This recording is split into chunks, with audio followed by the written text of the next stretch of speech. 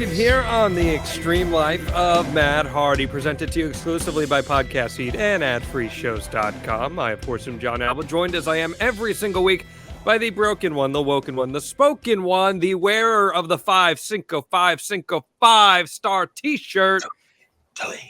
Delete! Mr. Matt Hardy. Broken. You're coming. Matt, hey, what nah?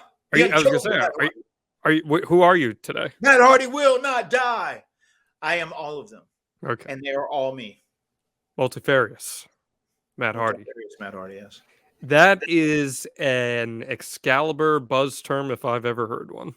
It was my word. He was very good. He loved saying it, though. You know, yes. That was an idea of something I was going to try. Maybe it would have been different without existing in the pandemic era, if we'd actually been in front of fans and had more feedback than just wrestling Twitter. I really hope we have not seen the last of Broken Matt in AEW. I still think there's merit there somewhere. When and where, who's to say? But there's merit there. I agree. Yeah. How you doing, man? It's been a busy week. You're coming to us from Philadelphia this week. We were together last week in New York City for Grand Slam. What a wild show that was over in Arthur Ashe Stadium. A few things I definitely want to hit on there. First, let's talk about you reuniting with Private Party. I am so happy that moment happened. You know, we had been kind of going back and forth, and you could see there was still a bond there, that there was still a connection there, and there had been teasers on BTE, and we almost manifested it back into reality. You know, and I was so happy. We obviously did Rampage following Dynamite that night. It was about 12:22 a.m. in the morning. I'm not trying to be exact or anything. No, you're not. 12:22 a.m. in the morning. And we did that reunion where we all shared that hug in the middle of the ring. And it got a great reaction from the 15,000 or however many people were still there at that time. And I was really happy and proud of that. And myself and Private Party, there is like a legitimate bond between all three of us as friends. And they really do look up towards me as a mentor. And I look at them as my disciples, you know, as my students. And I'm very happy to give back to them. And then we really share a bond and connection on a personal level as well. So that was really important to me to reconcile with Private Party. And I'm glad it happened there in Queens, New York. Both those guys are from New York, as people know. And the fact that the crowd reacted to it, which was amazing, because like it wasn't an angle that had been pushed hard on TV and whatnot. We'd done bits and pieces to try and start making this work, and it really got over big, and everybody was so happy with it. And I know the AEW office said it was a great piece of business, and they were super happy about it after coming back through. So I'm very excited to see what the future holds for the three of us now. Why do you think the three of you guys hit it off so well? Because they allowed themselves to be genuine. They allowed themselves to say, like, man, you and Jeff, you guys were our heroes. Like, you are our inspiration for wanting to become wrestlers, you know. And it's so funny. Mark Quinn said he always liked big guys. He said he was a huge Undertaker fan. He was a huge Kane fan. But he said, after I saw the Hardy Boys, it was like a game changer. It's like, man, if these guys can do it, then I can too. You don't just have to be a big guy. And, you know, Isaiah was kind of cut from the same cloth in a lot of ways. He said, if these guys can do it, then I can too. They're so cool, and they're doing these moves, and they dress differently than anybody else. And then those guys kind of became friends over the Hardy Boys as well. So it's just so cool that they had this dream, and we were their, you know, their heroes, so to say, earlier on. And then, like, they got to meet me, and then we got to know each other personally, and we shared a lot of stuff in common.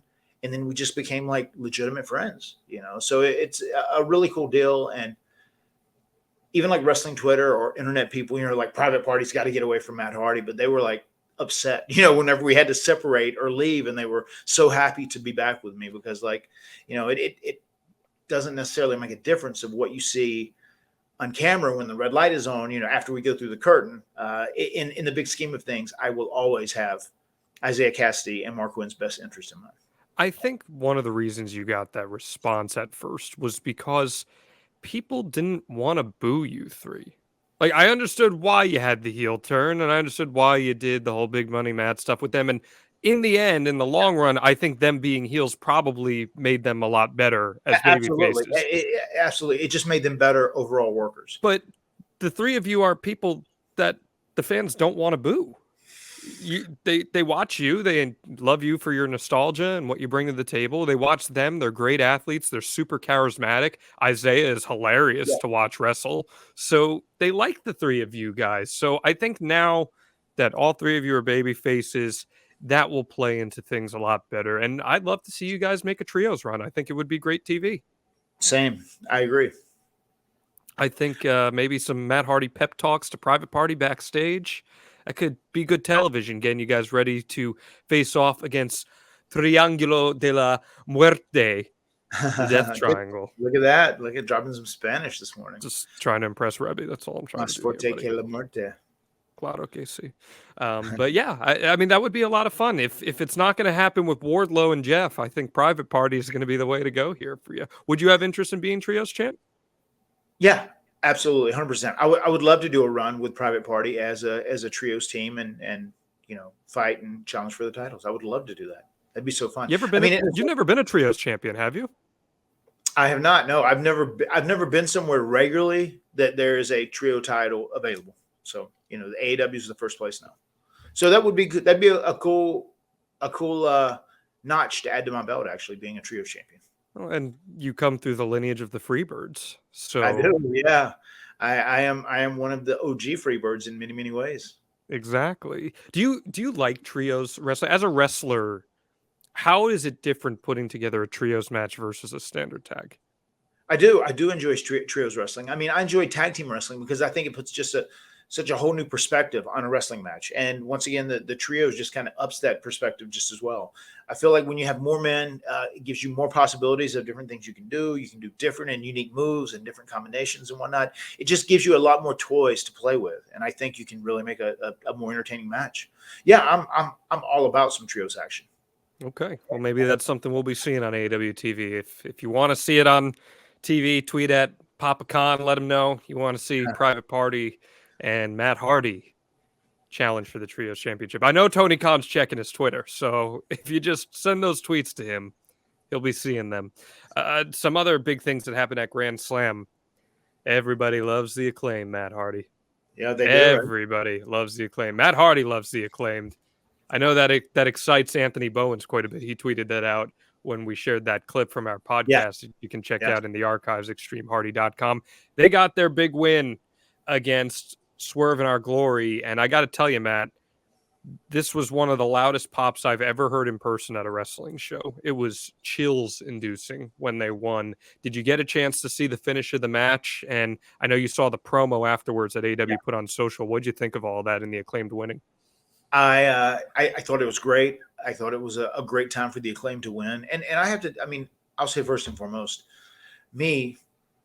I'm all big about acknowledging like hard work, and especially when someone busted their ass right from the jump and you see someone get over organically, because that's what myself and my brother had to do. We're behind the 8 ball. We'd been job guys, and like all the vets on the local Carolina scene, one guy specifically, he would go, "Hey, you guys got to stop zobbing. You got to stop zobbing. You got to stop zobbing." And that's just how he was saying, as opposed to saying Carney like jizzobbing, throwing that IZ in, he just cut it down to zobbing. You got to stop zobbing. You got to stop zobbing. So these people who said if we continue to zob, we were never going to make it at any point any day. We just believed in our talents. We believed in our abilities. And we thought we were good enough to actually prove we were worthy of being there under contract and being a legitimate WWE superstar. And lo and behold, we bet on ourselves and we won. So even going back to the Acclaim, I know those guys, they had offered them individual contracts at WWE, if I'm not mistaken. And they signed with WWE, and Tony put them together as a tag team to see if they would work, So they were kind of like, not a tag team before. And then they just started working together, and they were really in unison. And I loved Max Caster's raps. I'm a big fan of his creative rap style. I'm a big rap fan in general. I love the freestyle. Hell, I almost got like a gimmick like that because of myself and John Cena rapping on the bus on European tours doing freestyles. But Max Caster doing that deal, and Anthony Bowens is such a unique, inspiring story as well. Him coming out and revealing his sexuality and really leaning into it, and like being someone who's a role model for young men like him. I dug all that. So once they got over and they hit so big organically, it makes me proud because you can tell they put in the effort and they bust their ass and they're very passionate about what they do. So I will always, always acknowledge hard work, and those guys worked hard to get to the spot they're in. What's so amazing about it is even 10 years ago, the thought of someone being an openly gay wrestler would have been, I don't know about frowned upon, but not necessarily something that was in the open. I really think the whole Darren Young, Fred Rosser thing really changed a lot in terms of that perception. He was a huge breakthrough guy, and I was real proud of him for that. Yeah, real proud of him. And now you see this influx of LGBTQ plus talent in pro wrestling where it is a normal thing. And that's so fantastic. And a guy like Anthony Bowens, who he's even talked about this, he kind of strikes against stereotypes. And here he is as a champion in AEW in an act that has gotten over completely organically. As you said, they were homegrown guys who were essential during the pandemic era for AEW. And now they're rewarded with this amazing moment. They're paired with Daddy Ash, your boy, and they've managed to put something really special together. And one day, if we get a Hardy Boys Acclaimed feud, maybe we'll have to see a rap battle between Max Caster and Matt Hardy. I'd love that. Be careful what he might say. I know you got some things that... It's all right. He's at that point. I'm at that point in my life where I know who I am and I know what I've done, both good and bad. And there's a victory in that, John. There is. You're truly comfortable in your own skin. So he can come as hard as he wants to. I'm all good because there really is. I'm very comfortable with who I am, and there's a victory in that in life. And if he comes as hard as he wants to, maybe he'll be able to scissor with Daddy Ass right after that. So just make things outstanding. And then last thing that I want to add from that show, we saw the debut of Saraya in AEW, the former Paige in WWE, a success story in her own right. She's a total sweetheart. I've interacted with her a few times, and she's a legit star. What do you think of her coming in for that women's division? And whether she wrestles or not, we're not sure yet, but certainly going to be a contributor in some fashion. Huge contributor in terms of star power for the women's division. And if she ends up being physically okay, that she can wrestle on like a part-time basis, at least be, physically interact with the other females, it's going to be a huge boost for the division. I mean, she was truly one of the cornerstones of the initial women's revolution, where women's wrestling started being taken much more serious on, American pro wrestling programming. So I dig her as well too. She's been, she's on Twitch, and there's times where, my wife, where Queen Rebecca is actually streaming, and she'll do a raid to Paige, and I know that it's gone back and forth, and that they get along real good, and she's just a sweetheart in many, many ways. So I'm very happy for people who suffer these career-ending injuries and then get an opportunity to kind of come back and be a performer. I want them to be safe, and I want them to put their health first, but I'm just very happy when people get that second chance they were originally denied. I think it's a very important deal, and it's paramount that they get that opportunity. And she's someone who's overcome so much adversity herself, mental health, addiction. She has gone through all that stuff, and she's thriving right now. And that's so great to see. And actually, Matt, next week on the podcast, we're going to talk about your exit from WWE in 2010. And I know that we're going to hit on some of those stuff a little more in depth. And I'm excited to pick your brain on that and hear how you've been able to overcome a lot of that stuff. You touched on it some in our mental health and addiction episode, which is in our extremehardy.com archive as well. Yeah. And man, we got busy times here on the Extreme Life of Matt Hardy before the week after that. It's celebration of 30 years in pro wrestling with Matt Hardy. So it's going to be great. There you have it. Fantastic. 3 decades just fly by, John. And you are still younger than the Hurricane, so it's just incredible. And there was one thing I did want to add last real quick here before we start our conversation about our episode today, which I'm very excited for. I did put some stuff out this week about looking for some new opportunities, and we got some tweets that are like, oh, is this the end of the Extreme Life of Matt Hardy? It is not. The Extreme Life of Matt Hardy is strong as ever, stronger than death. We're going to keep going. We're going to keep trudging. Más fuerte que la muerte. Exactly. So you leave that 5-star review. Again, we're going to pick a contest winner. How about this? Next week, we'll pick a contest winner, and we'll leave that personalized video message for whoever tweets us their 5-star review at Jon Alba, at MATTHARDYBRAND, at MATTHARDYPOD. Send it to us and make sure you get that in. So this week, we are talking about Cameron Grimes, Trevor Lee Caddell, young man who you have known for a very long time, Matt Hardy, quite literally since the moment he was born. Yes. And this was one of those episodes that when you and I met in person to talk about what could we discuss on this podcast, I think we both said, you know what, this could be a really cool one. So I'm excited to dive into it. With that said, Matt Hardy, hit us with that Matt Fact. Matt Fact, Matt's Minuscule Street has produced the most contracted wrestling superstars. And what is the name of said street? It is Boys Camp Road. So and the superstars that lived on that road, obviously, are Matt and Jeff Hardy. And then Trevor Caddell lived with his dad, Tracy Caddell, and his grandmother for quite a while, right when he was first born and whatnot. So he actually grew up on that same road as well. And then there was also Shannon Moore. So that road stretches about 4 miles. It's minuscule in the big scheme of things. But in those 4 miles, there has been 4 superstars that have had multiple contracts in different companies in pro wrestling. Pretty impressive, I would say, especially for a city, Cameron, a podunk city, which still has a population of 218 people. They should put that in a Hall of Fame. They should build a Hall of Fame on Boys Camp Road. That might be the tourist. I thought about it. You would do that? Yeah? You'd build a wrestling Hall of Fame?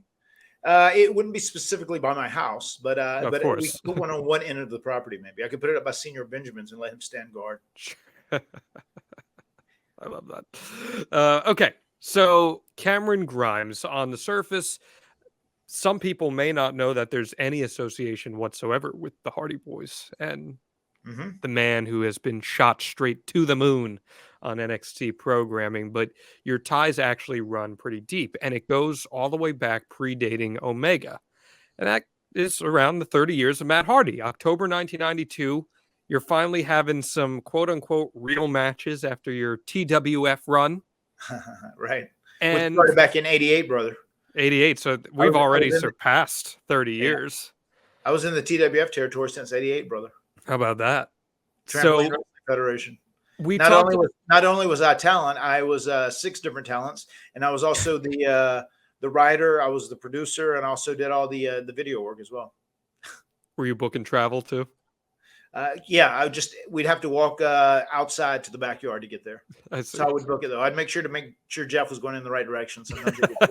Sometimes it wouldn't be. So yeah, there you go. Okay, I like that. And Shannon Moore's like 7 years old at the time, so at least he may even 6. I don't know. Arranging rides for him, very important. So okay, he was 7 years old. I got to tell you this. Let's hear it. This is the true story. So if you don't know, we begged our dad for about a year to get us a trampoline. You know, we were very poor, and we just wanted a trampoline for Christmas. That was our gig. And Jeff and I wanted to build a ring around it. If he just got us a trampoline, we'd do all the rest.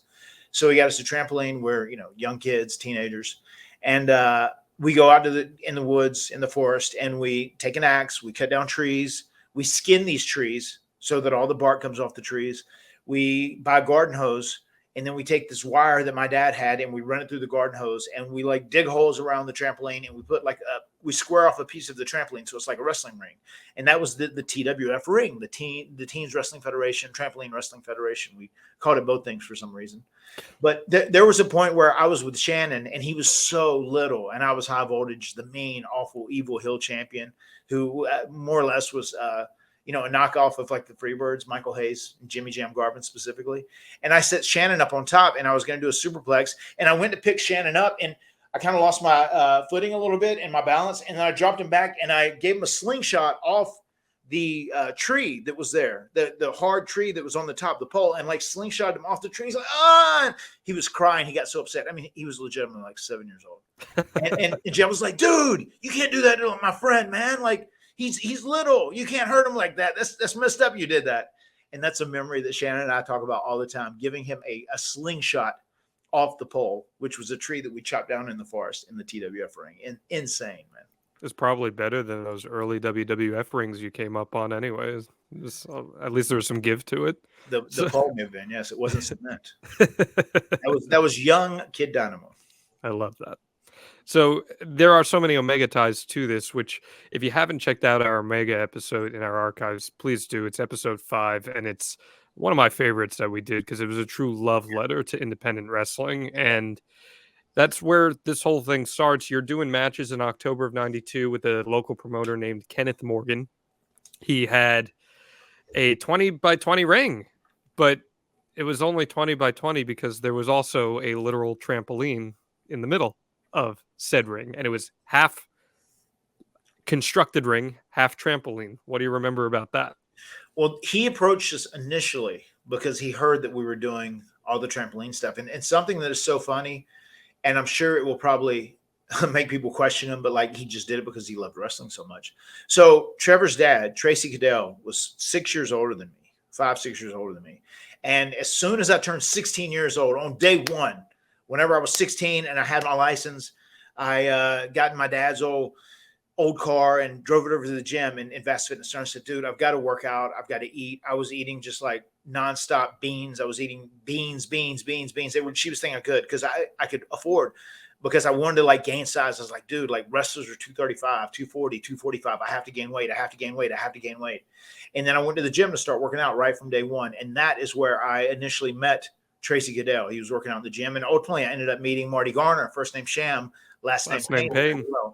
And Tracy said, hey, I heard you guys have a wrestling ring like on a trampoline in your backyard. You know, I've been a big wrestling fan for a long time. And Matt, do you remember whenever you went to school in Cameron, like when you were young, I would like, you know, I'd take up for you if other kids were picking on you or whatever. And he was a lot older than me and he lived on the same road, obviously. So we were on the same school bus.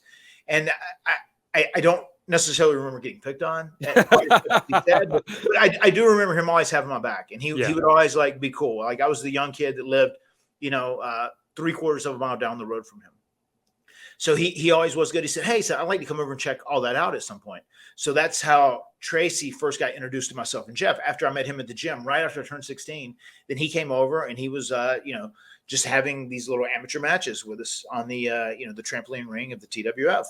So then we had a little crew where it ended up being like, you know, myself, it was Jeff, it was Shannon, it was Tracy, Marty came a couple times. And then we had some other guys who were just like our local friends that never did anything past that. But that's where we first met these guys. And then Kenneth Morgan ran into Tracy on his shoot job, which he drove a Coke truck. And he would like go to different vending machines all around Moore County, which is the county we live in, and even out of Moore County. But that was his like shoot job that he would do during the day. So he would go and deliver all these sodas and like fill up the drink machines. That was his deal. He was on a route.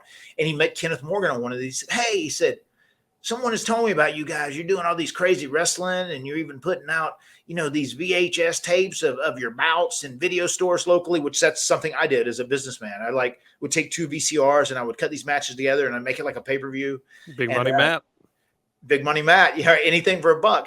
And then I literally would go to video stores. It's like, hey, could I like give this to you? Could you put it in your store to rent out? We're like local wrestlers and we have aspirations of doing this and, you know, whatever, you know, that's my gig. That's always been my gig. Jeff, he's the rock star, super talented one, but I'm the architect of everything else.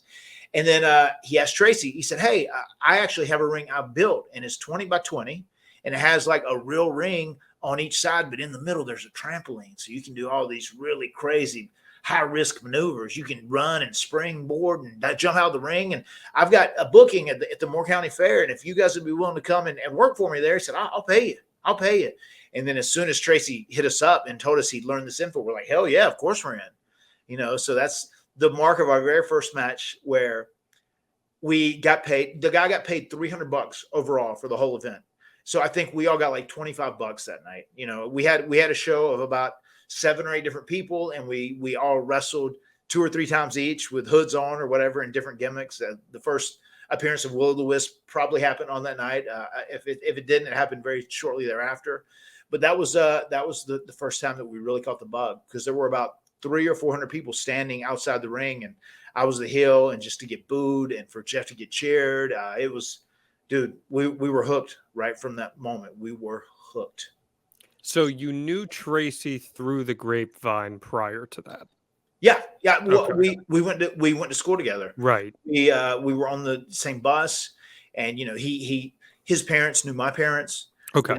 Did And you know he was a wrestling fan? I didn't Okay. until he approached me at the gym, and that's how we first hit it off. And dude, he loved wrestling. I mean, he was passionate about wrestling like I'm passionate about wrestling. So that really bonded us. And he was just a good quality dude. He's one of those guys that I would say, like, even if he went deeper into the business, he was probably too nice for his own good, because there are some guys like that in pro wrestling. Do you remember who any of his influences were, who he aspired to be Lex like? Luger, Lex Luger, his biggest Lex. Lex Luger, without a doubt. I mean, that's even when he did it, like, his name was TC Flexor. He wanted to be like a muscle guy, a body guy. He would love to do the rag. He would mimic a lot of Luger stuff. So and I want to give a shout out to Lex Luger too. Sure. So I've got to know Lex Luger a little bit too, and it's always great whenever I see him.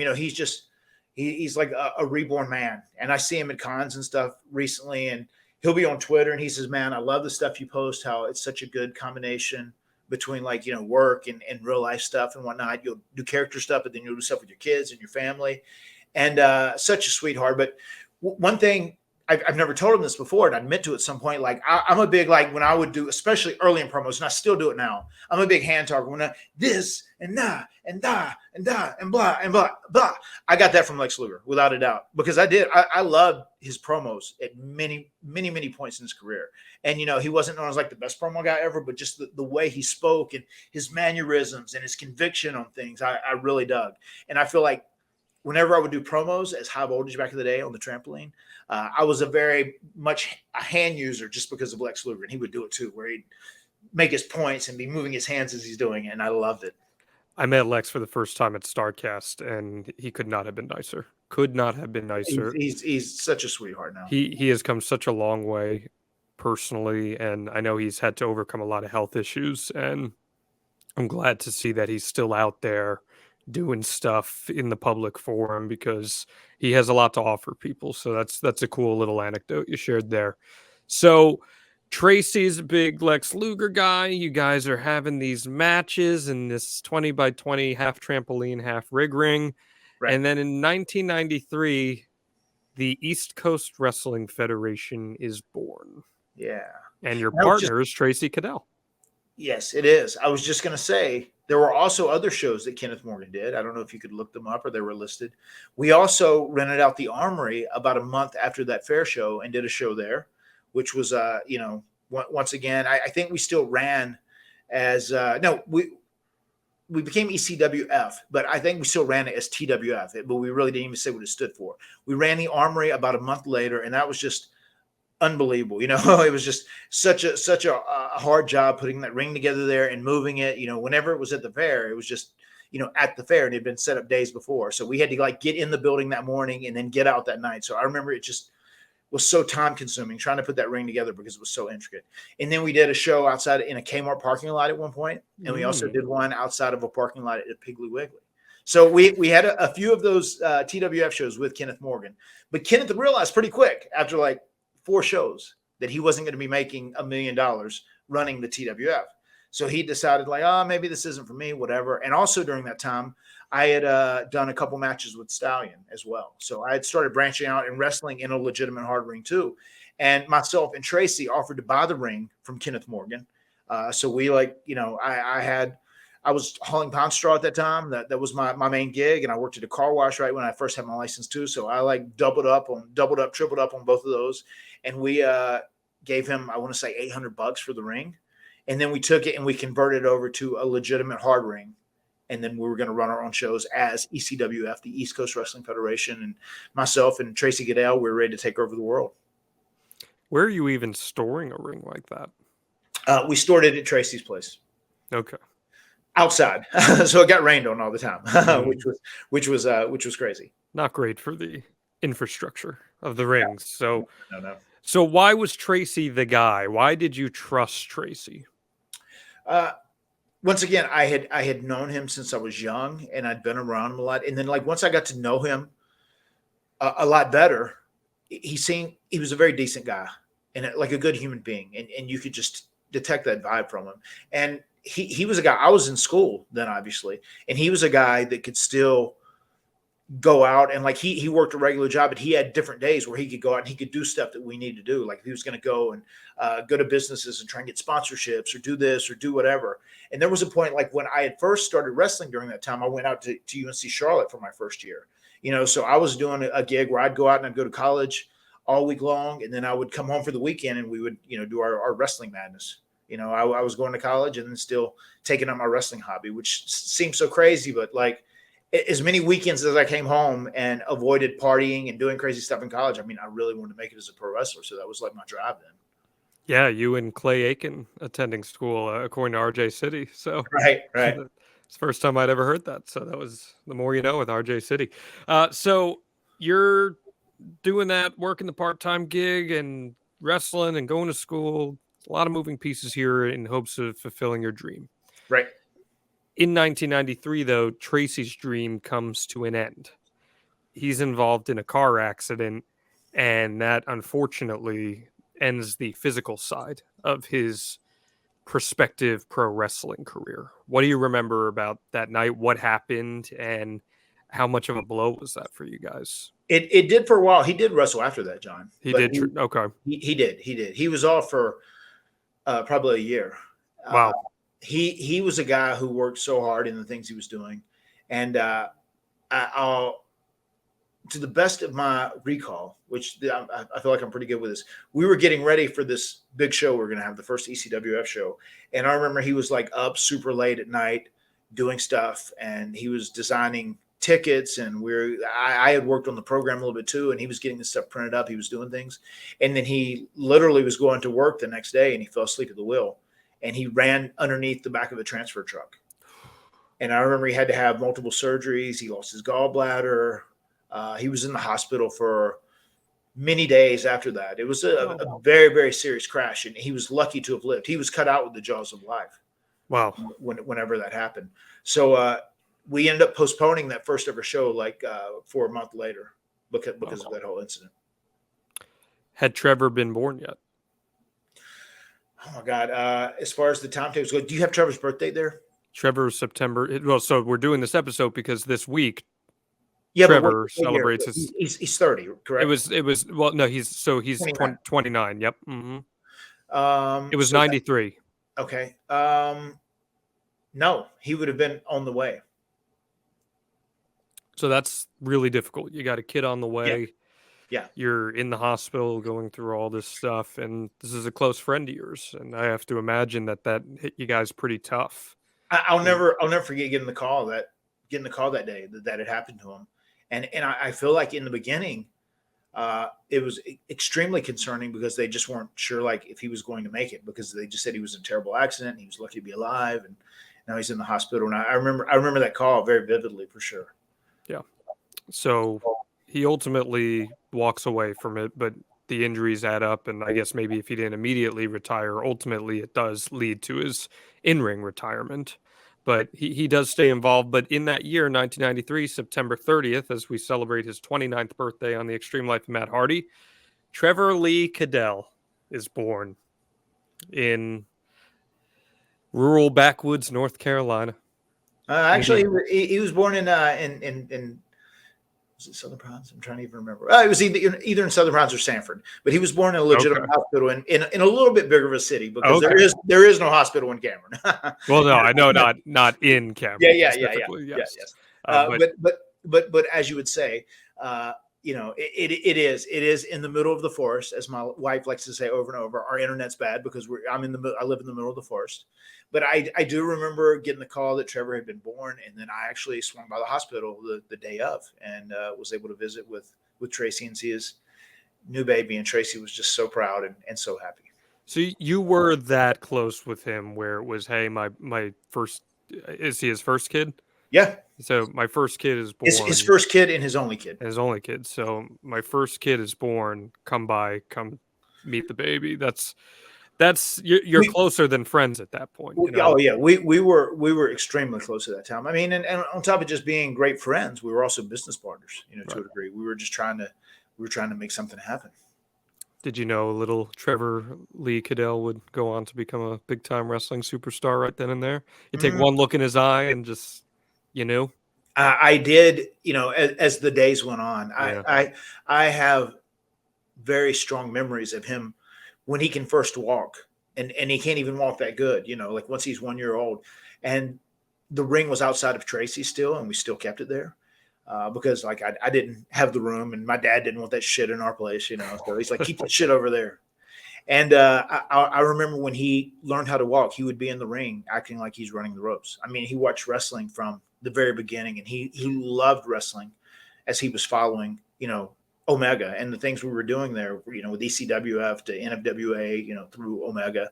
And he loved it. He was just always there. We would work out every Sunday if we got the opportunity to. And Trevor would always be right by the ring. He would be doing stuff. I always remember him trying to climb up the ropes, and he literally was in the ring since he was a baby, since he was born. He'd always been around it, and it was a huge part of his life early on. So I was going to ask, is Trevor there in person for those big Omega shows as you guys get those launched and the Hardy Boys are starting to get some traction in the tape trading community?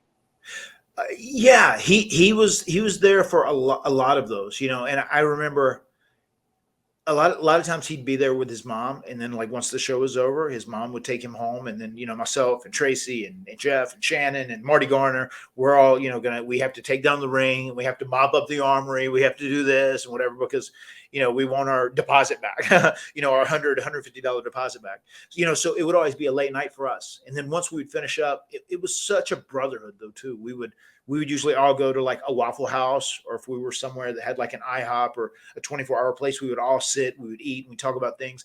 And then we would go back to Tracy Goodell's house. And a lot of times Trevor would end up getting up in the middle of the night whenever we get back at 3:00 in the morning or whatever. And we would watch back the whole show, which we recorded on a VHS tape. And we would watch it through. And I just remember we would leave Tracy's house at sunrise so many nights. And there's a lot of fond memories in that to me too. Like we weren't making any money, and it was really hard work, and it was challenging, but just the brotherhood that was there was so incredible. Pro wrestling, when you're trying to break into it, is a passion-fueled industry.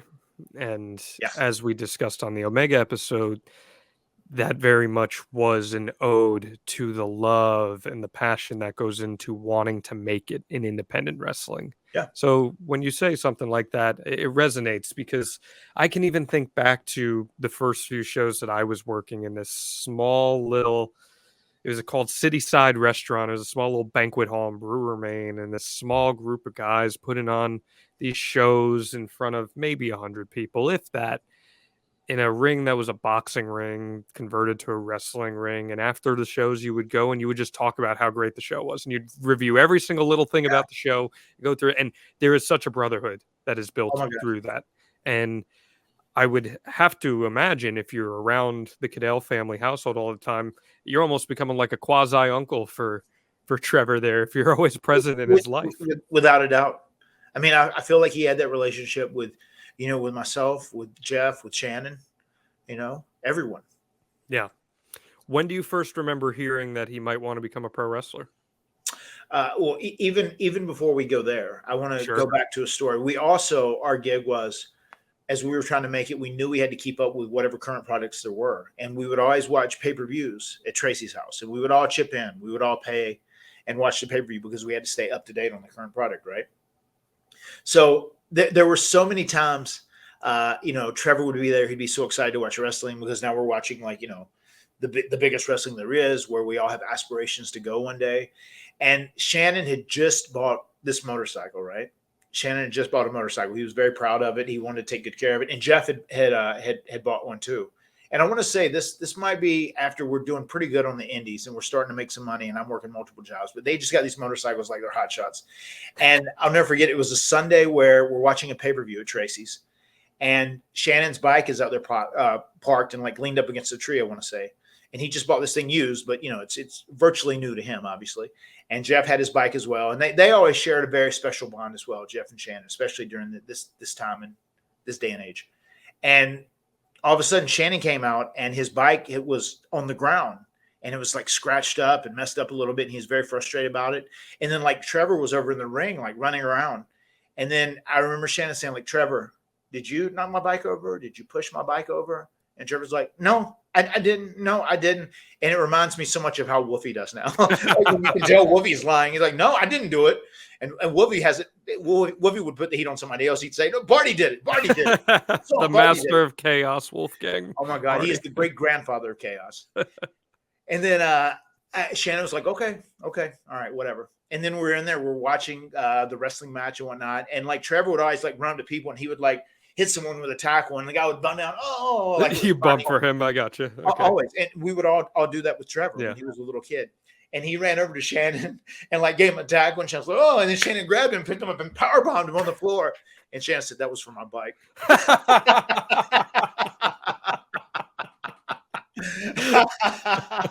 Because I remember he like tackled Shannon, and Shannon like kind of looks around like, "Where's his dad at? Oh, he's not here." Boom. That was for my bike, Trevor. Gotta hit that comeback, man. How old was Trevor around there? Geez, 4 or 5 years old. 5 years old, yeah, I was about to say. Okay. Yeah. Oh, that's so great. I love that. Too funny. I love that so much. That's great. But during this time, especially like after we made it, and I just got to speak to Trevor in great length a while back, and actually got clued in on some stuff that I really wasn't even aware of. Like he said once again, oh man, and it touches me because like, once again, I've known him for so long, and like, it's especially when you know someone since they've been a child or a baby, I feel like you even have a stronger connection with them in many, many ways.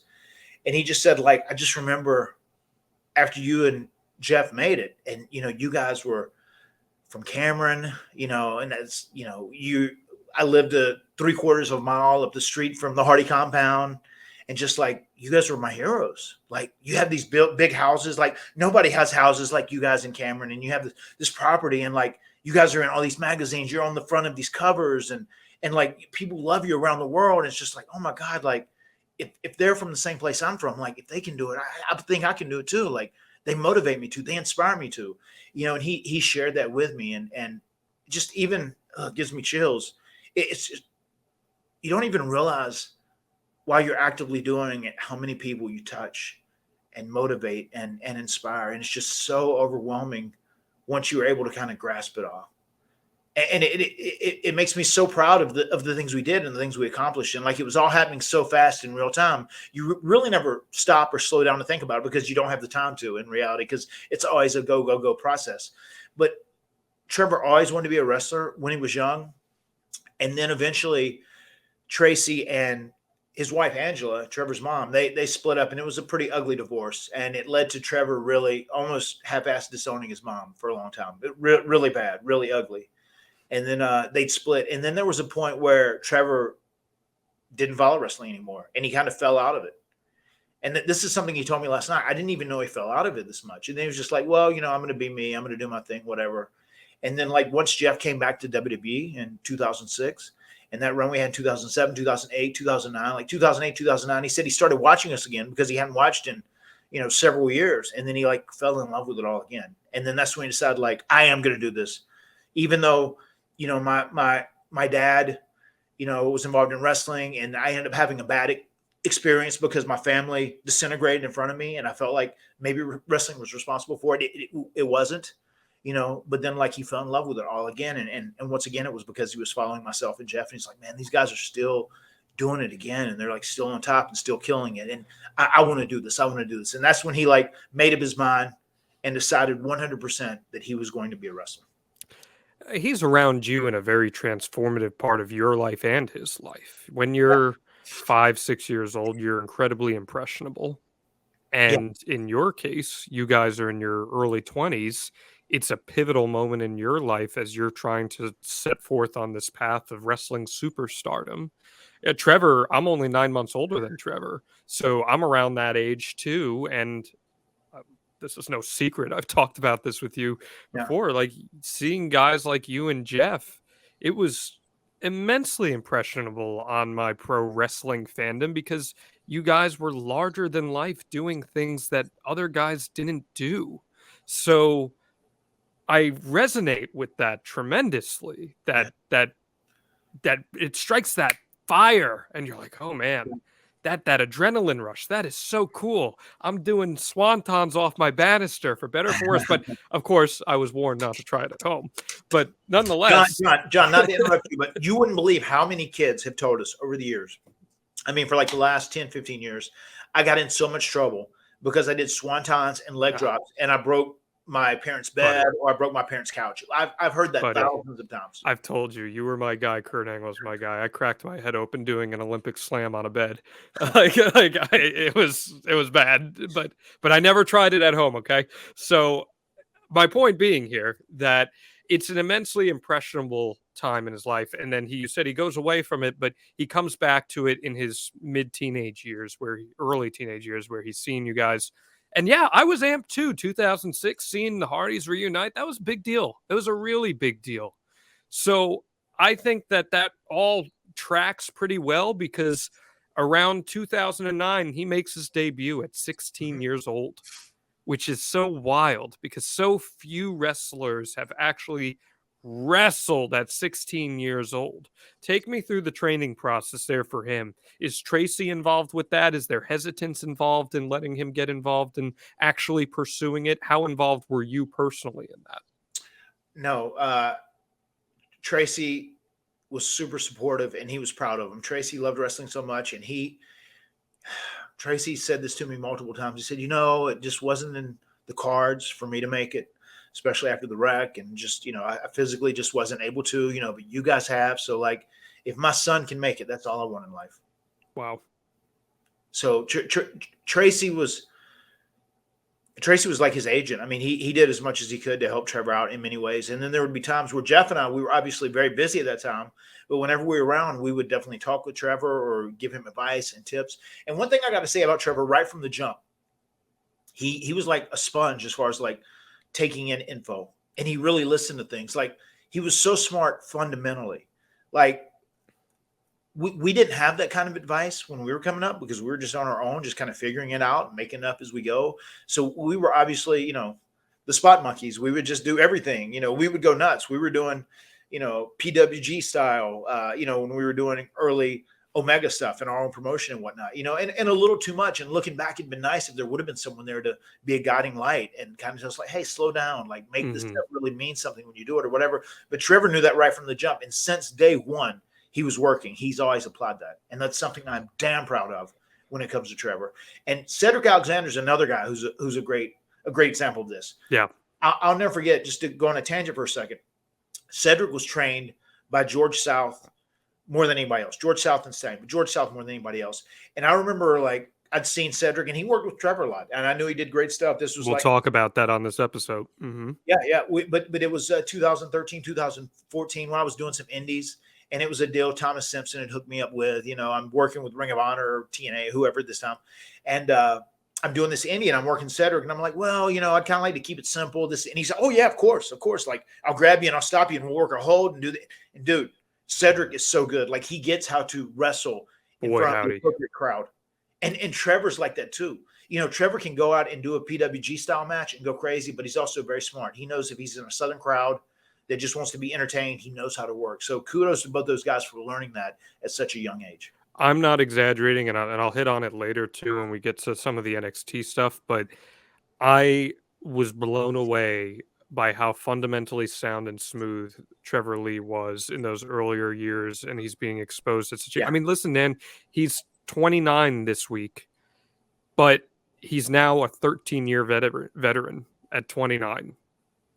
That is wild, absolutely wild.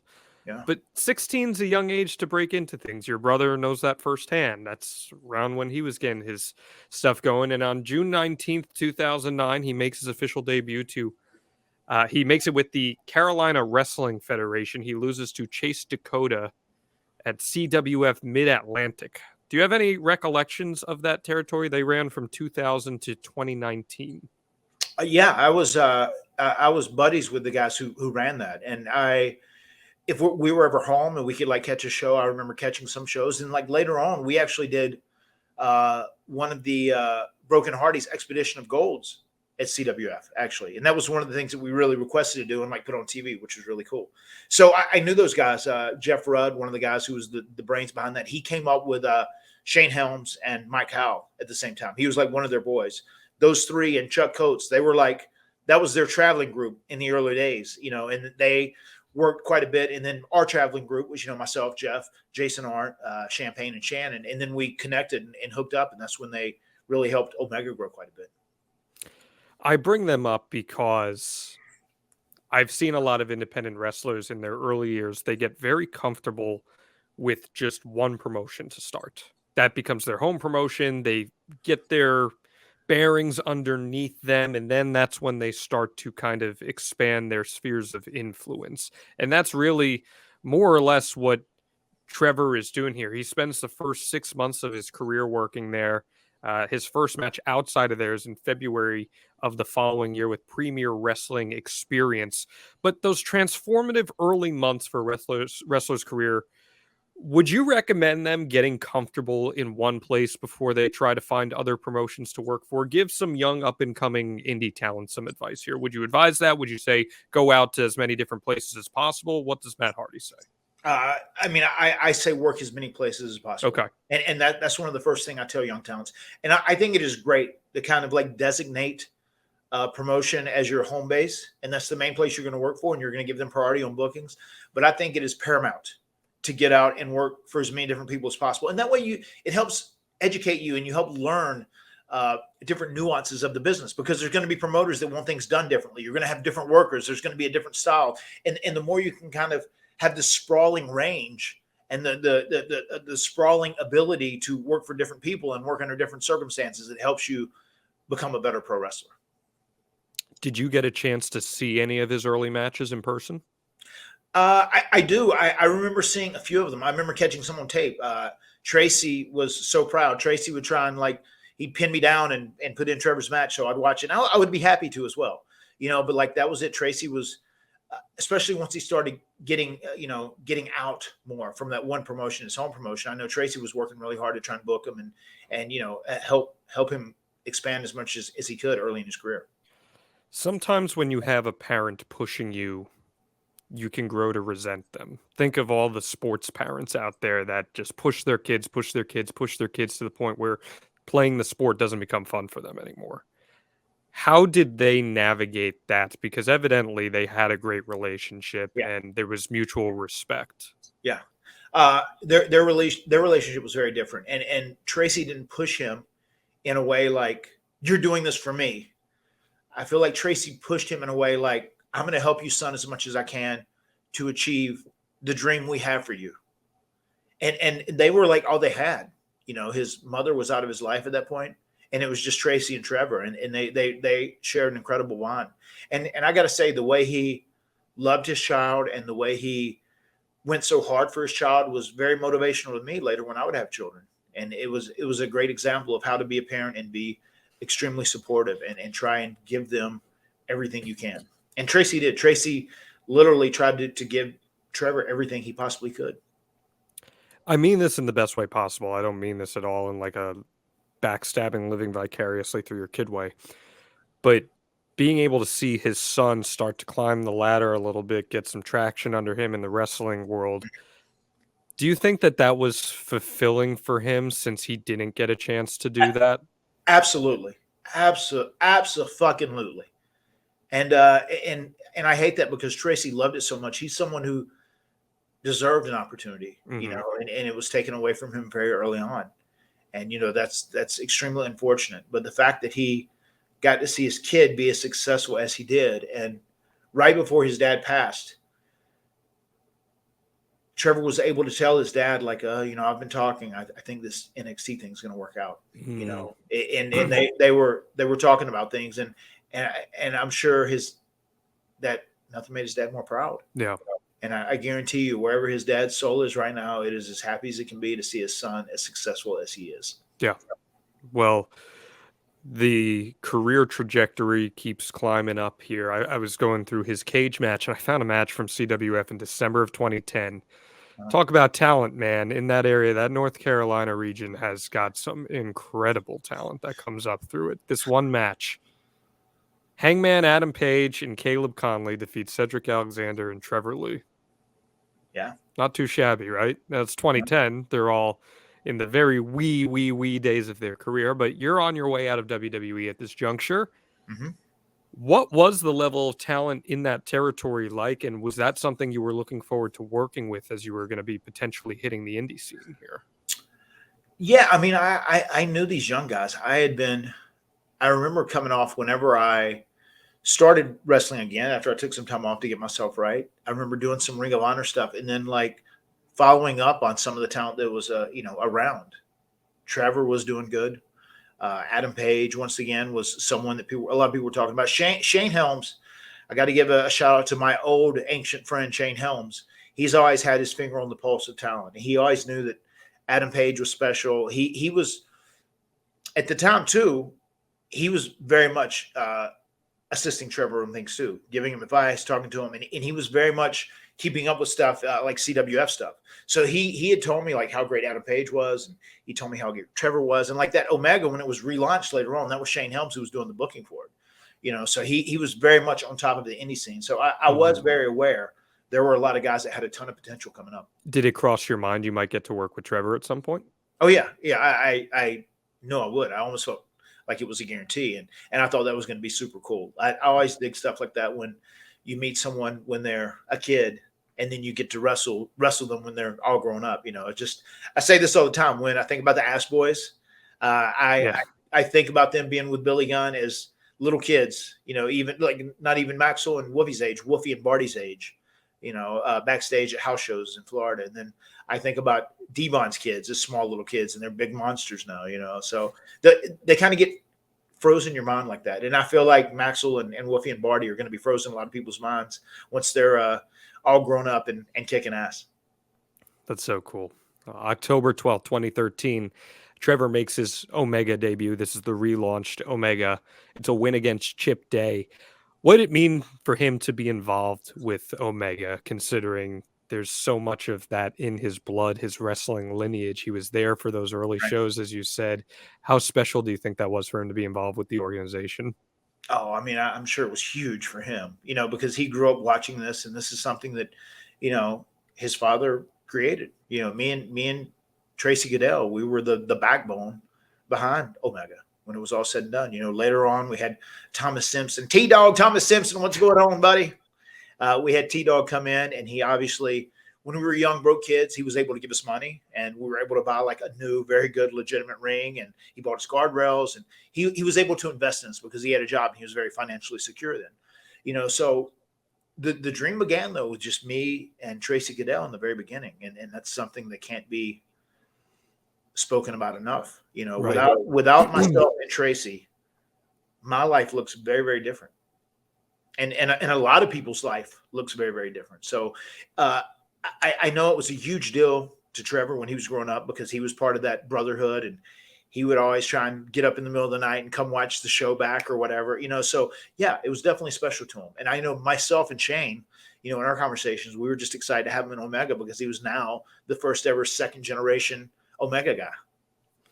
So he's around 4 years into his career already. At this point, he's 20 years old, and he's starting to brand pardon me.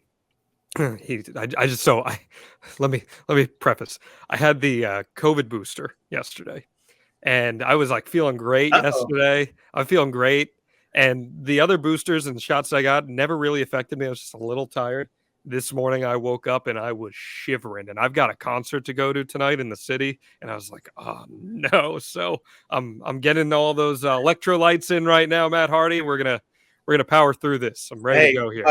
Buddy, you better take your AG1 too. Oh yes, we don't have an AG1 read this week, but I will. I'm going to plug them anyway. I will be taking my AG1s, and I'm going to go seeing the Gaslight Anthem, which I got to send you. Gaslight, they are a band that I have no doubt you're going to love. I'm going to send them to you. Okay. They're like Pearl Jam meets Springsteen meets a couple other of those like early 90s. It's good shit. I'm going to send them your way. You're going to enjoy it. So, but anyway, so he's starting to work for some other people. He actually gets a dark match for Ring of Honor. This is around when you're in Ring of Honor. Did you have anything to do with that in helping put a good word in for him? I didn't do that. But I do remember that him and Andrew Everett, they reminded me so much of High Voltage / Surge and Will the Wisp. They were like running and gunning together. Yeah. They would either be booked as a tag team like the Hardy Boys, or they would work against one another, as Surge versus Will the Wisp. And I thought that was so cool. It was like a cool parallel. But I do remember they were starting to be on a lot of people's radars because much like myself and Jeff did coming up, people started talking about us. And now we're also in an age where the internet is out and exists, and they're, building a lot of momentum for themselves because people are talking about these guys like, wow, they're doing some stuff we haven't seen before. And these guys are unique. Yeah. And it's clear too that he is becoming someone that is not just a decent wrestler. This guy can go. You're not getting those looks coincidentally. And he ends up making his way over to Pro Wrestling Guerrilla in March of 2014. Mm-hmm. And it's a triple threat match against Andrew Everett and Cedric Alexander. Again, how kismet is that? And it's a Mystery Vortex show. Are you familiar with the Mystery Vortex concept? I am. So for those who aren't, it's basically the fans go to the show and they don't know what matches they're going to see. You're going to get great matches, but you don't know who's going to be facing who. Some talent are advertised, some talent aren't advertised. And it's this really cool atmosphere. What do you think of him getting a chance to work with PWG? And what do you think about the Mystery Vortex concept from a promoter standpoint? I think PWG had built such a loyal following, they could get away with it. I don't think every promotion could. But PWG had built a very loyal following, and they knew the person who was booking it. They were all very smart, and they knew they were going to get a fantastic show. So they were safe. They just trusted the booking and the promotion so much. Some other promotions that would do that, it might not work as well. But, PWG, they had a lot of equity in their fans at that time, and they were all on the same page. And once again, that's kind of, PWG was like a go, go, go, go, go promotion, which a lot of wrestling has turned to that currently in 2022, go, go, go, go, go, nonstop action. And that's what we were really doing with Omega back, as far as 93, that was kind of our mentality. We weren't worried about building a show and having the first match stay in the ring and no punches thrown in the first match. I said, dude, if you guys can go out and steal the show, go out and steal the fucking show. That was our mentality. And PWG, they really built something special. And it's cool because it's amazing how it was such a breeding ground to so many top current superstars today. Yeah, let's put into perspective some of the people he gets to work with during this time. Kevin Steen, Kevin Owens, Johnny Gargano, Cedric Alexander, Andrew Everett, Michael Elgin. These are some of the top names in all the indies at this time. He gets to work the Battle of Los Angeles, which is maybe the biggest independent wrestling tournament in the world. Mm-hmm. And he's starting to build a name for himself at this point. What do you remember his stature being like after he starts getting involved with PWG and he's kind of breaking onto the scene here a little bit? Were you guys taking notice to that? No, I remember when he told me he was booked for PWG in the very beginning, and I was like, "Dude, congratulations! What a huge deal because you had to be a special talent to be booked for those events, and it had a lot of buzz online. I remember back in the day, I was so angry that Omega didn't get the press I felt like it deserved because we were in the South and just things worked differently because the wrestling magazines only covered the people that were in Philly or in New York or New Jersey. They would always be really selective and kind of limited to those areas. So we didn't get the press. We would have people buzzing about us because of tape trading and whatnot. But now you have PWG where these guys, start this insane business of selling DVDs and just there's so much buzz around it. But you have to be a certain select talent to be able to go do it. You can't just bring George South to do PWG, or you can't bring, Gary Sabat, the Italian Stallion, or, one of their, weekend warriors. You have to be a special talent that can go and be unique and really work a very specific high work rate, high spot type style. So just the fact that Trevor was at such a young age invited to come to PWG and work, I thought was a great blessing. On May 2nd, 2015, it's a triple threat match for the vacant Omega World Championship, and Trevor Lee defeats you and C.W. Anderson to win the Omega World title. Yep. A really, really cool, if you've been following this story from 1997 on and know the characters involved, this is a really cool moment here. What did it mean for him to win that world title, and how special was that for you that night?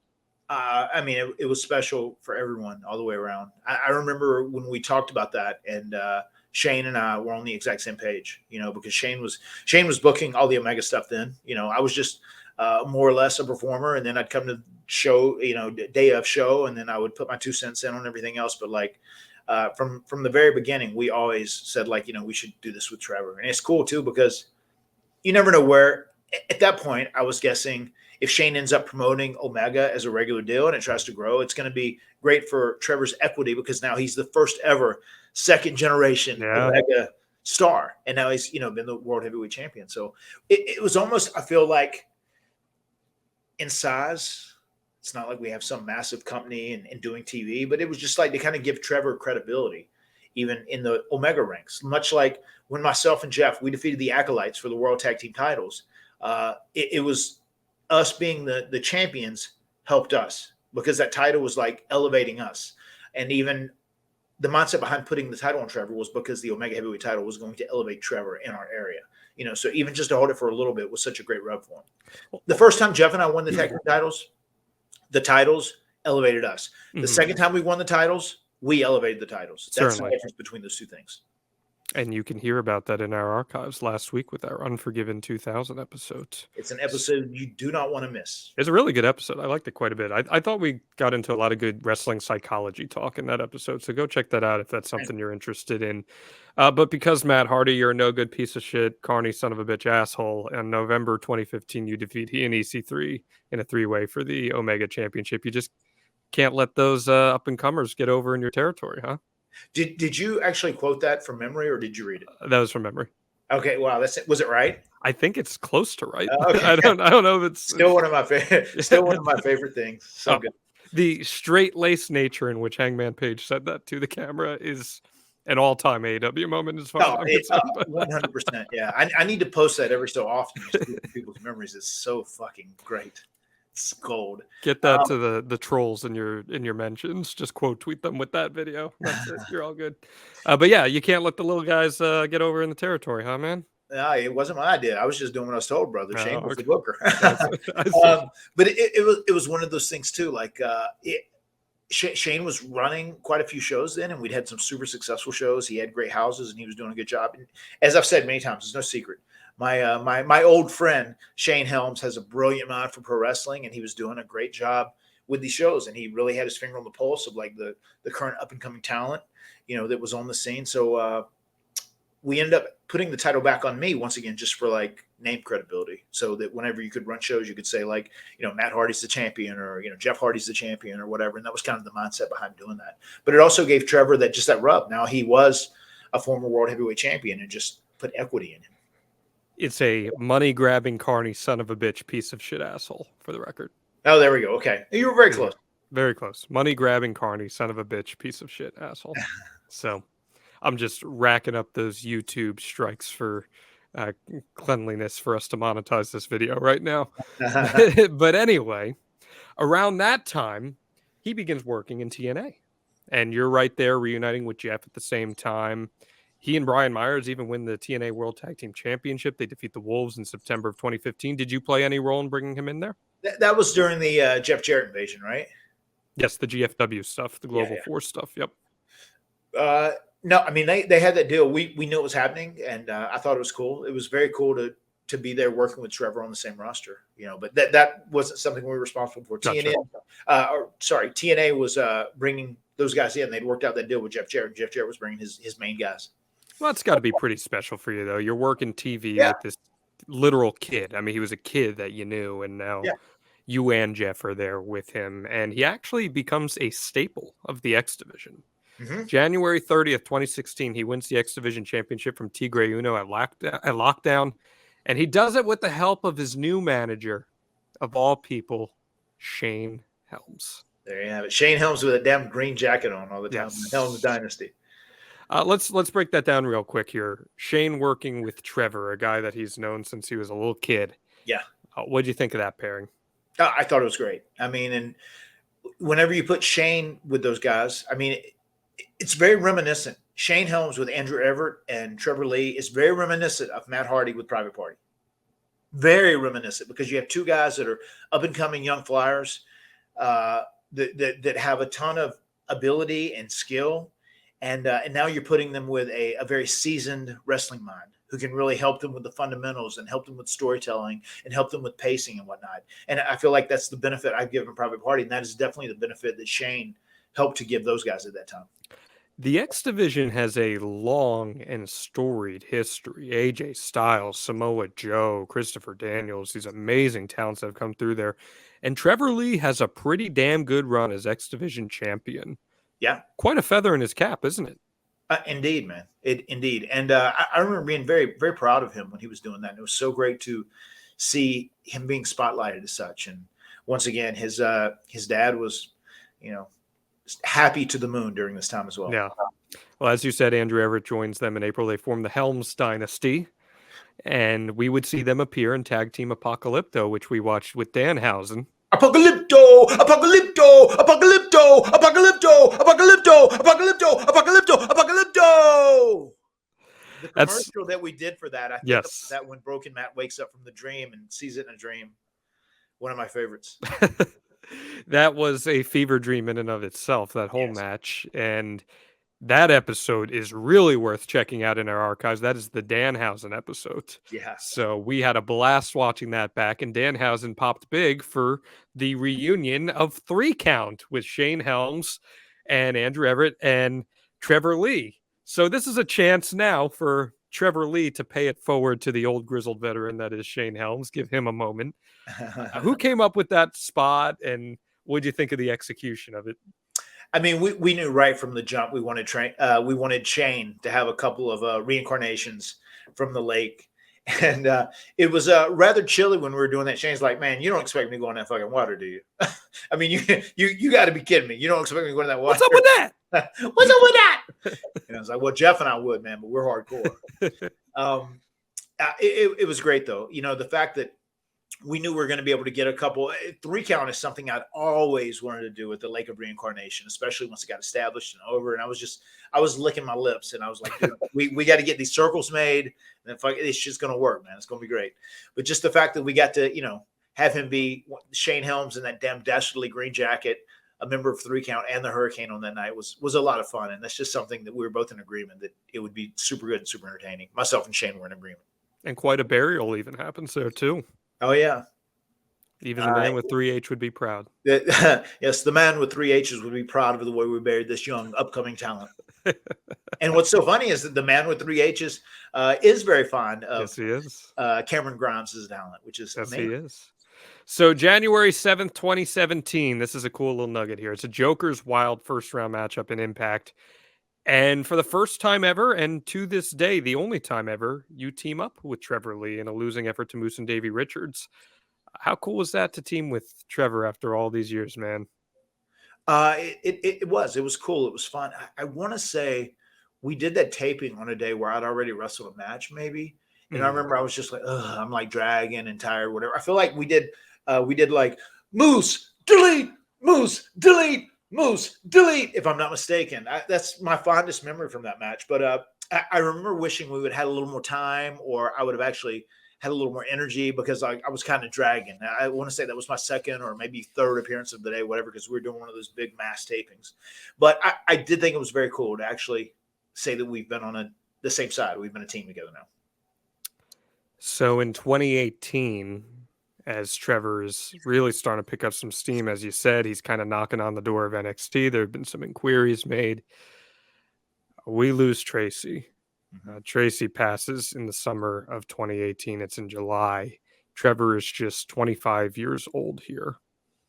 If you can and feel comfortable taking me kind of through the timeline here of when maybe you found out that something was not right, and how did they kind of come together in those final days there? As you just said, Trevor had an opportunity to kind of give him the Iggy that something might be going down with WWE.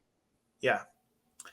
I remember it was very shocking whenever I heard it. I feel like I got a call from Marty Garner. I feel like he was the first one that told me. Marty had buzzed me on it.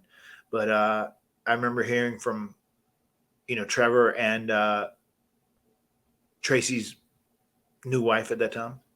that he'd had for a little bit. So he said, "I'm going to go to bed. I feel like I have a bad case of heartburn. I'm going to go to bed." But then he ended up having, a heart condition and ended up passing away in his sleep, which was very sad. Just way too young to have passed. And I mean, obviously, it's on Trevor still at 25. It's like that's still a young age for your father to be taken from you. But I'm just proud and happy that they got to experience as much time together as they did. And they had a lot of great memories. And Trevor was the apple of Tracy's eye, man. And Tracy loved pro wrestling so much. And the fact that he wasn't able to make it because of unforeseen circumstances, but his son did, made him proud. And he couldn't have been prouder. I mean, that in many ways like fulfilled his life. Just knowing his son had made it, was making it, and was about to make it on the biggest stage of them all. So it was very sad to have lost Tracy. Just a very nice, kind human being. And I have so many great memories with him. And like I said, once again, if I don't meet Tracy Goodell and we don't start planning to take over the world with a small wrestling promotion, my future definitely looks different. Yeah. Much like that Marvel comic series, like What If? What If, right? Used to be back in the day, like what if Matt Hardy and Tracy Goodell never meet? Yeah. Am I sitting here doing this podcast right now? Who knows? How did that hit all of the Omega guys, Tracy's passing? Yeah, everybody was extremely sad. Makes me think about the pictures too. I have these pictures that we all took. It was like a reunion. It's the first time we'd all been together. Like the biggest core group, especially the people that were from the North Carolina area, that we were all there at Tracy's funeral, and you hate seeing those people under those circumstances, but obviously it was, everybody was really sad, but we just went to say goodbye to our friend Tracy. You lost your mother at a young age, not quite as young as Trevor did when he lost his father, or rather Trevor was not quite as young as you were when you lost your mother, but right. Do you remember talking to Trevor in the days, months after that and helping kind of push him along and as he continued his journey? I do. I remember really reaching out and say, dude, if there's anything I can do to help you, please call me. Don't hesitate to. If there's anything I can do. I mean, because as you said too, there's, it's so funny we haven't been in the same company, really the same sphere of the area for so long, but like he is. I'm almost like, I'm like an uncle to Trevor Lee in many, many ways, to Cameron Grimes. It's still so hard to call him Cameron Grimes. I do like his name, though, that he named it after our city. They make you change your name so they can own it. And it's cool that he got a Cameron reference in there. But like, still to my dying day. I mean, if Trevor would hit me up and I could do anything to help him out, I certainly would, because I feel a connection with him, like an uncle or family member, because I've been there since since his day one. And he was really starting to put the pieces together here. Yeah. He's really, right around this time, even as his father passes, he's knocking on the door of doing something pretty special. And he does end up getting signed to NXT. As you said, he goes under the name Cameron Grimes.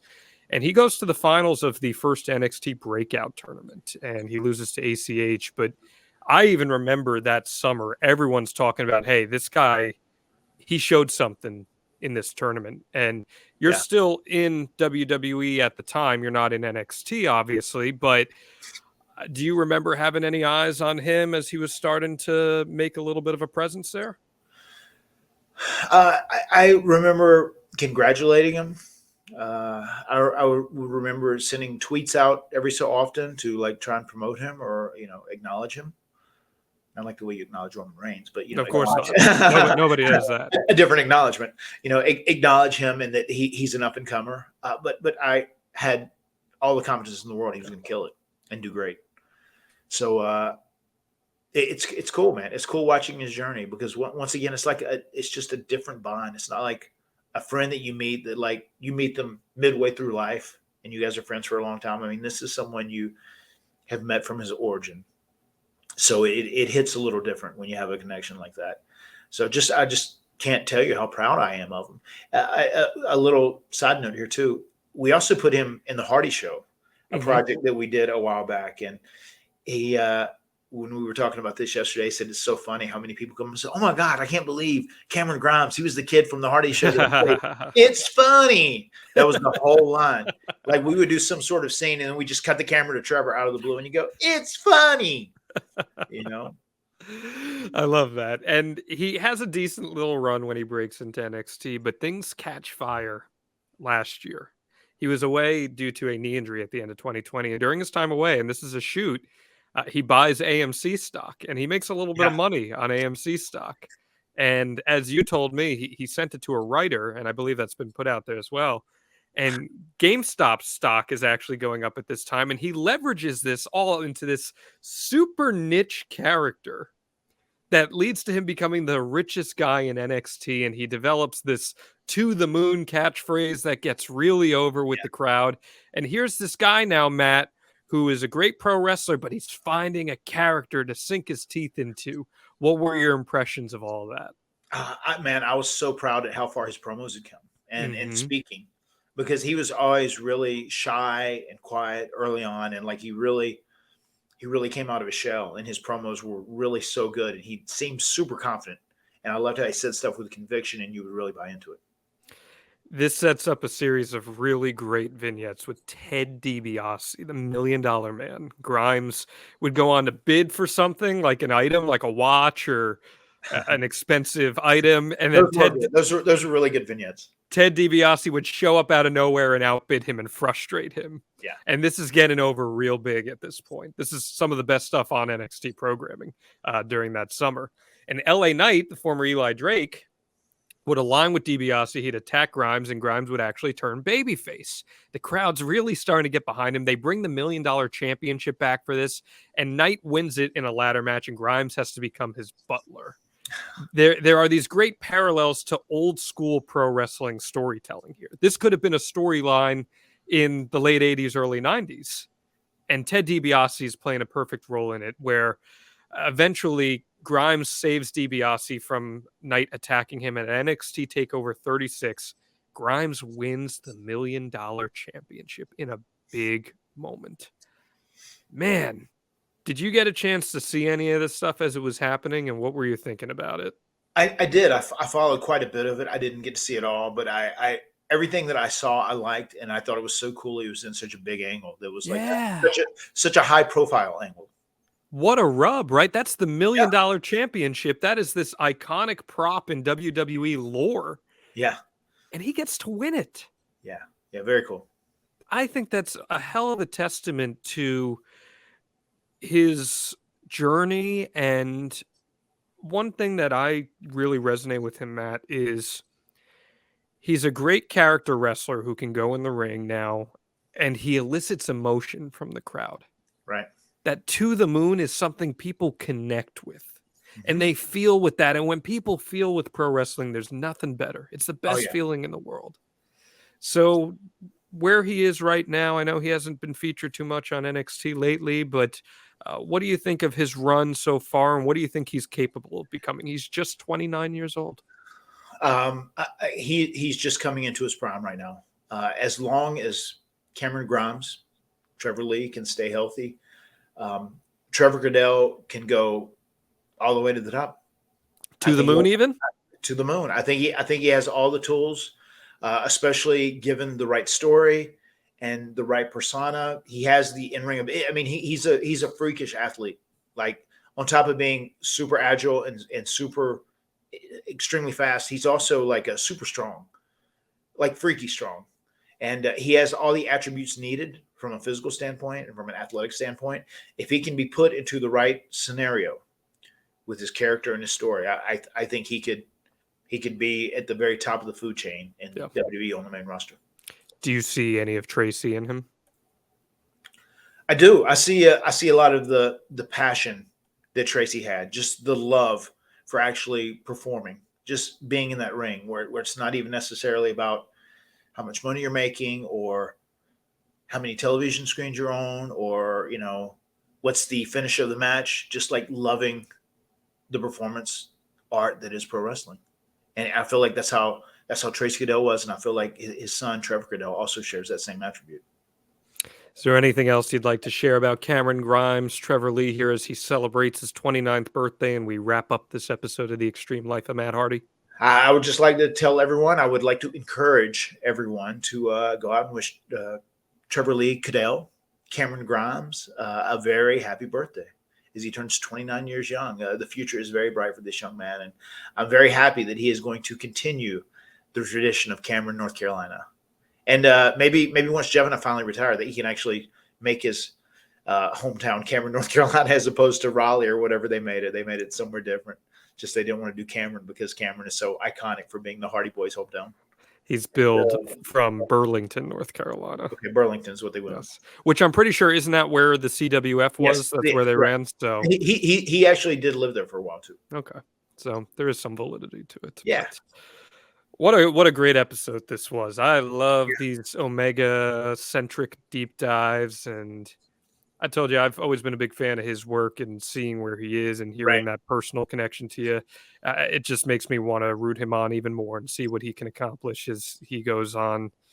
And I'm just very excited to see his career unfold. He's so young. He still has so much time to break out. So should be exciting, Matt Hardy. He is a guy that deserves to get moved on. Very much so. You deserve a chance all around here on The Extreme Life of Matt Hardy. Matt, next week we are talking your departure from WWE in 2010.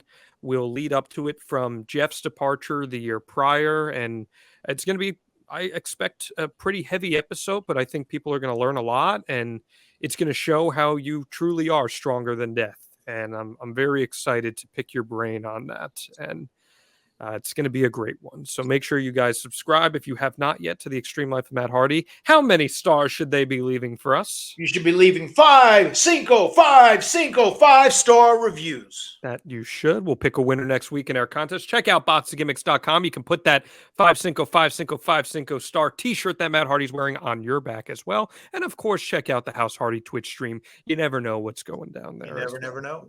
Lots of mayhem and craziness. So, Matt, I will let you get on your way. The words have been spoken. This has been The Extreme Life of Matt Hardy. We'll see you next week. Adios, amigos. Deletion!